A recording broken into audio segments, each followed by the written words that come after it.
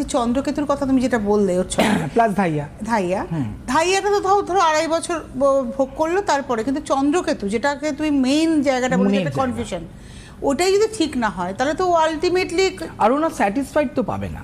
এই যে রেজাল্ট দেখো 73%, একটা মেয়ে এক্সপেক্ট করেছিল 80% পাবো, তাহলে সে 73 পেলো, খুব একটা কিন্তু ডিটোরিয়েট করেনি। তুমি যেটা আমাকে প্রথমে বলে হয়তো 90ও করেছিল, 90 থেকে 73 মানে কিন্তু অনেকটা।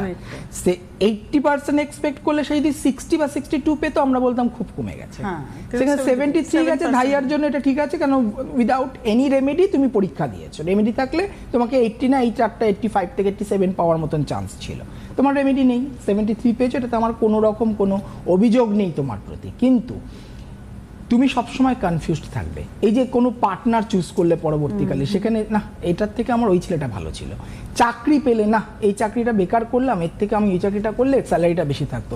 অলওয়েজ তোমার একটা কনফিউশন মাথার মধ্যে কাজ করবে। খুব একটা কমন জিনিস বলি, নিজের পছন্দে ফেভারিট রঙের একটা পোশাক তুমি কিনে নিয়ে এসছো, বাড়িতে এসে মনে হবে না এই রঙটা আমাকে একদম শ্যুট করছে না, আমি একটা আলাদা ড্রেস নিলে ভালো হতো।